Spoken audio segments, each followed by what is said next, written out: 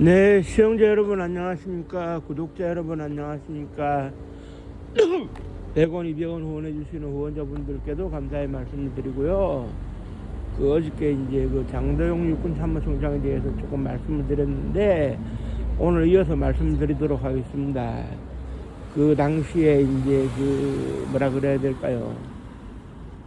당시에 장면 내각에서는 군이 안정화되기를 바랬어요.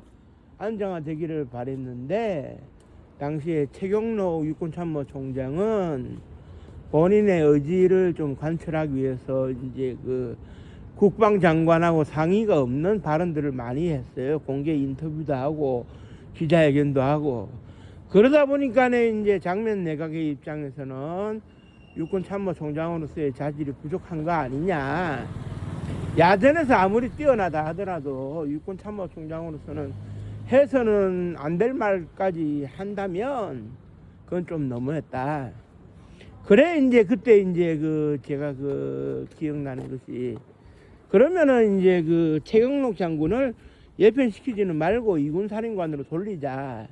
그런데 이제 그때 당시에 이제 국방장관이 이제 그런 생각을 했어요. 그때 당시에 현석호 국방장관인가요?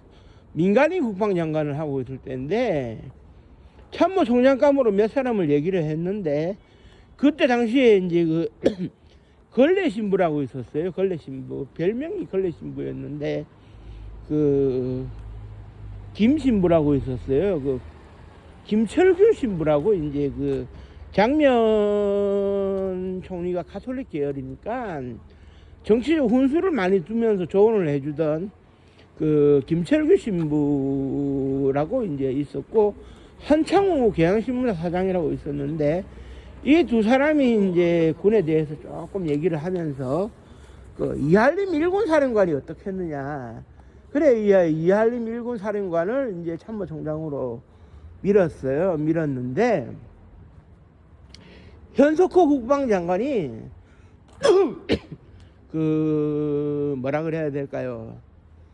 현석호 국방장관이 미국 측과 유엔군 사령부하고 상의를 해보니까 미 유엔군 사령부의 입장에서는 우리 입장에서는 장도영 장군이 총장을 맡으면 업무 협의가 더 잘 될 것 같다.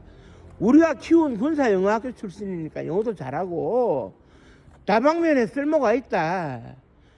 그래 이제 축켜 세우는 바람에 현석호 장관도 뭐 무시할 수는 없는 상황이 된 거예요. 그런 가운데 이제 전방위 로비가 이제 들어가죠. 김재춘 육관구 참모장이었던 김재춘 대령이 박순천 여사를 찾아가가지고 이미지 오해라고 해야 될까요? 장도영 육군 참모총장이 이기붕 의장의 양아들처럼 놀았던 것은 그냥 좀 부적절한 거였지만 눈 감을 수 있는 거 아니냐는 식으로 물론 뭐 결정적으로는 장도영 참모총장이 얘기를 했듯이 오이영 의원한테 2천만 원을 주고 참모총장이 뭐 됐다 이렇게 되고 있는데 그때 당시에 이제 장도영 참모총장은 2월달에 취임을 하고 난 이후에 장면 총리한테 충성을 다하겠다 맹세를 했는데 군 내부에 대해 가지고 동향에 대해 가지고 신경을 안 썼던 것 같아요. 뭐 방첩 부대에서도 이제 보고가 올라오고 합니다만은 그때 젊은 호남 지역의 국회의원이 군을 부추기고 있다. 그래 이제 나온 얘기가 그때 당시에 이철성 의원 40살이 막 넘어가려고 하던 이철성 의원에 대한 얘기가 있었고 그 다음에 과거 임시정부의 총사령관을 지냈던 이범석 장군이 중심이 된 족청계가 뭘 하겠다. 공군이 청와대에 기청수사를 한다. 낭설, 풍설 많았죠. 그 다음에 이제 박정희 장군도 보고가 올라간 것으로 알고 있습니다. 그리고 이제 결국은 그래요. 미적지근한 보고를 하는 데 있어 가지고 장면 총리가 다른 루트를 통해 가지고 뭐 이기영이라든지 그 당시에 서울지방경찰청장을 했던 이기영이라든지 이런 다른 루트를 통해서 이제 알아보면 진상 파악이 될 수도 있는데 장도영 참모총장 얘기만 무조건 믿으니까 너무 그 잘 믿는 사람이야. 그 사람은. 그래 이제 장도영 참모총장 얘기만 신뢰를 하고 자기 측근이고 비서실장을 지내는 조폐공사 사장 그 손우종원 얘기도 잘 안 믿으려고 했어요. 아 장도영 총장이 그럴 리가 없단 말이야.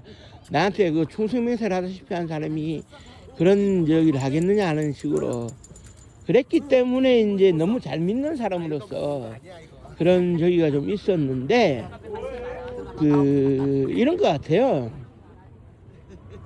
그때 당시에 그 상황 속에서 군이 이제 그 뭐랄까요 진공 상태에서는 총칼을 들고 전차와 장갑차를 동원할 수 있는 군대가 나설 수는 있는데 너무 방심했던 측면도 있는 것 같고 설마 누가 뭐 뛰쳐나오겠느냐 하는 생각에서 그때 군의 상층부라고 할 수 있는 대장 계급을 단 사람이 없었으니까 중장 소장급에서 어떻게 되느냐 그 뭐라 그래야 될까요 그런 그 군의 중심축이 잘 없었어요. 그래 군사영화학교 출신부터 해가지고 조선경비사관학교 출신들 해가지고 이제 그 뭐 만주군 뭐 관동군 뭐 일본 육사 출신들 학도병 출신들 일부 독립군 광복군 출신들 이게 이제 뒤섞여 있으니까 이게 혼합돼 가지고 정리가 잘 안 되는 거예요. 혼합이 돼 가지고 이제 정리가 잘 안 되는 상황에서 이게 좀 오묘한데 이거를 장도영 참모총장이 그 컨트롤을 좀 했어야 되는데 컨트롤을 안 했어요. 왜 안 했는지는 모르죠. 그리고 이제 5.16 당일의 경우에는 그 저녁을 먹다가 이제 근처에 그 506 방첩대가 지금의 그 서공동 롯데호텔 있는 옆에 있었는데 거기에 가서 상황을 파악해 보니까 처음에는 34단의 단순 난동으로 이제 보고가 됐고 그 수준에서 처리를 하려고 했었는데 뒤에 정신을 차리고 보니 육관구 사령부에 이제 중령 대령급들이 모여가지고 야간 훈련을 감독 관리하기 위해서 모였다는 식으로. 그게 이제 생뚱맞게 서울 지역에 야간 훈련이 없는데 내한테 보고된 게 없는데 그래 이제 대응이 조금씩 늦은 거예요. 그런데 결국 이렇게는 볼 수가 있을 것 같습니다. 뭐 많은 거를 이제 얘기하기는 그런 것 같고 장도영 참모총장이 그 김성률 대위가 이끄는 헌병병력을 한 50에서 100명 정도 한강인도교에 그 작전 차량 미군 작전 차량이 통과가 원활할 수 있도록 하기 위해서 그 GMC를 가져가 가지고 이제 그 저기 8팔자로 배치해서 이제 대응을 하라.